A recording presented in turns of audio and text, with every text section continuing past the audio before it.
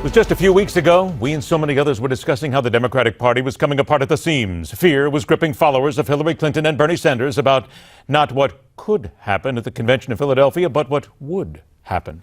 Conjuring up memories of riots and tear gas in 1968 Chicago and warning that Bernie supporters could be the ones to blow past the security gates, leave the party in tatters right before the American people, and throw everything helter-skelter into chaos and provide Donald Trump and the Republicans the opening they so desperately needed to ensure victory. And then we have today, where there's an actual calm from the left, where it seems as if Bernie and Hillary might indeed bury the hatchet, not in each other's backs. And the tempest in a political teapot would just simply vanish, or so it seems. Your phone calls on this and much more, part of everything we do here at The Hard Line. Prepare to deliver your comments when called upon at 1-877-NEWSMAX, 1-877-639-7629. Let's begin the midweek version then of the political animal. Welcome back the daring duo, led off by senior contributor at the Federalist, D.C. McAllister, joined by the Democratic strategist and speechwriter at Catamount Strategies, LLC, Christian Hanley. Welcome both, dynamic duo. Here we go. First one's up for you, Christian. The big news: Hillary Clinton, Bernie Sanders get together. Huzzah! Kumbaya, everything's wonderful, they're all getting together, they're going to work together. But that's not actually the case, though, is it, Christian? Eventually it will be. I mean, we're not going to see anything explosive like a lot of folks are talking about weeks ago, and that you were, I think, mocking right there, those kind of outrageous predictions. I mean, mocking? How dare you say I mock? I was not even in mid-mock. I was not even in mid-mock, sir, but that's okay. I just wanted to point that out. Go ahead. Well, Ed, I thought I had a way with words until I met you. I'll just tell you that much. But look, I mean, Sanders, he's trying to get his positions into the party platform. He's no longer talking about taking the nomination away from Hillary. So the tone has changed. The precise wording has changed. He can't tell his followers, who are very excited right now, to immediately switch camps. But we're certainly headed in that direction. There will be some outliers, no denying that. But that's the way things are going right now. Okay, D.C., so here we have those on the left, and this from the L.A. Times as well, and others saying that, wait a minute, Bernie Sanders, no, he shouldn't get back together with Hillary. He needs to continue to speak out. That's what the Democrats really need. Okay, either way, D.C., is what's happening on the left of concern then to Donald Trump and the right as they put all these things to bed? Yes, it should be a big concern to people on the right, because there's this love fest now kind of going on the left. While you look at the right, and what do you see? People tearing each other apart. And we saw a bit of unity coming about a few weeks ago with Republicans, but now it's been obliterated.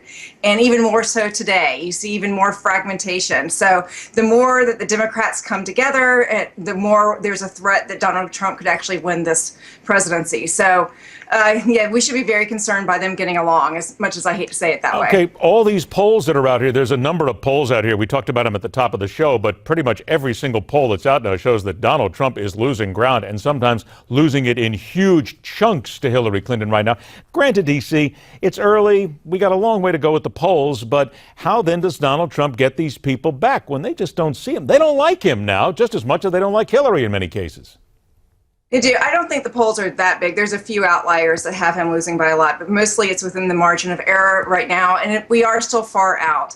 But it's to be concerned, because you're wanting to look at trends, and he needs to do a lot to build trust with the American people, and I think that's where they're slipping with him. They already don't trust Hillary. They need to trust him. But I'll tell you one thing that's an advantage to him is that there's a poll out that has him, when it comes to battling the Islamic State, people trust Donald Trump 49% to Hillary's 41%. If this continues to be an issue, that could be a big differentiation when it comes into the election. 1-877-NEWSMAX if you want to join us. Let's turn here and mention that trust factor, if you will, because now we have word that Carly Fiorina, whom quite frankly many people saw as being one of the few very intelligent people up on that debate stage, has now basically said, I won't lift a finger to help Donald Trump at this point. All right, this comes to you then, Christian. As you look at her, Carly Fiorina says no, others say no. How then does the Democratic Party take advantage of this and make it really work to their advantage? Well, simply point out that other people within Trump's own party do not want to work with him. It would have been much the same line of attack as it would have been against Ted Cruz had he stayed in. It's the fact that this guy is the outlier, he's the extremist, and if he's so extreme and so bombastic, his own colleagues will refuse to work with him. That tells you all you need to know about his character. All right, I'm going to start it now between the two of you. Here we go. In D.C., this comes from your column that The headline reads, Obama's Orlando response proves he's in denial about terrorism. D.C., there's a lot of people on the right who say that is exactly right. He's right back to the whole name issue again. And what do you call something? But there are other people saying the president got it right. The name doesn't make a big difference here. All right, D.C., it's your column. You get first shot, and Christian's waiting in the wings. Well, name means something. It means that you know what that person is, what they believe in, what they stand for. If you don't understand the ideology that's driving these people, then you're not going to know how to predict their actions, know where to look for them, know what their plans are, know how they're connected, and know how to stop them. So it isn't just a name. It's not like the radical Islam is some kind of magical spell that we can just say and suddenly they'll disappear. It really shows you that you know what they are about. It also empowers you. When you say, I know who you are, this is what you believe, this is how you're acting, this is your history, and we're going to target you, we're going to ferret you out like rats, then you're going to give yourself strength and you're going to diminish them. But the more you say, oh, it's not them, or you're afraid to name the name, the more you empower the enemy. And I think that there's very practical reasons to name it, and there's also just that more philosophical reason. 1-877 Newsmax, if you'd like to join us. Christian, to you.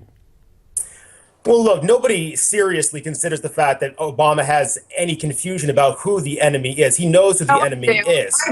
I do. He definitely has confusion about who the real enemy is. May I finish? So yes. the real issue here is a question of language. It is, should he, as DC puts it, kind of call a spade a spade?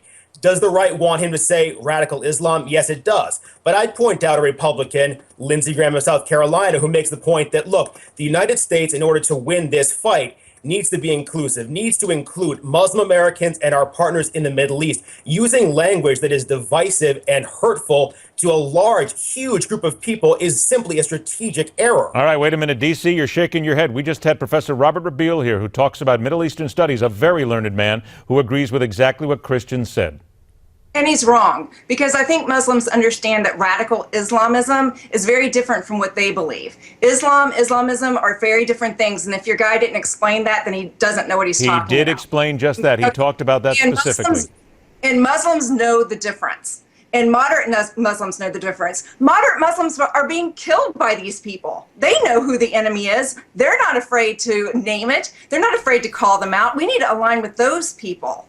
And so if we're afraid to do that, my question is, why are you afraid to name it? Are you thinking, oh, I'll call radical Islam what it is and suddenly everyone's going to turn on me? That's fearful. And that's ginning up fears that aren't even real. And is it really about fear? And again, I'll get Christian, because I got to get one more thing in here very quickly. But Christian, is it about fear and being afraid, or just not wanting to give them credence?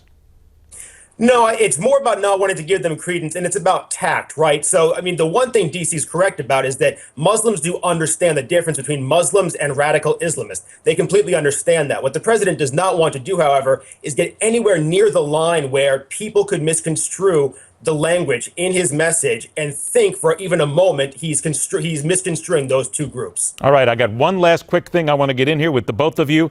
Homeland Security Jay Johnson spoke with CBS this morning. He talked about the nation's need for gun safety laws and talks about bringing it into Homeland Security. Here's what he said. I'd like to see us continue to go at this. I know the president is frustrated. I know the president is determined. And this has become a matter of Homeland Security that we have to address. D.C., 15 seconds to you. Does gun control need to be a part of Homeland Security? Nothing Obama has proposed would have stopped this mass killing. In fact, nothing they proposed would have stopped any of the mass killings since 2000. This is not about gun control. This is about naming the enemy, finding the enemy, and doing something about it, and declaring war against jihadists. 15 seconds to you, Christian. Your response.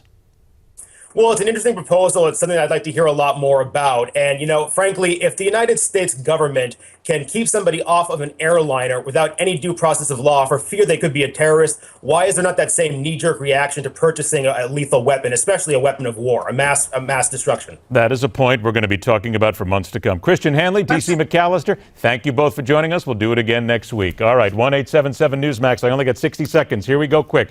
Bill in Carrollton, Texas. You have 20 seconds, Bill, to tell us why Obama, the president, did not respond the right way.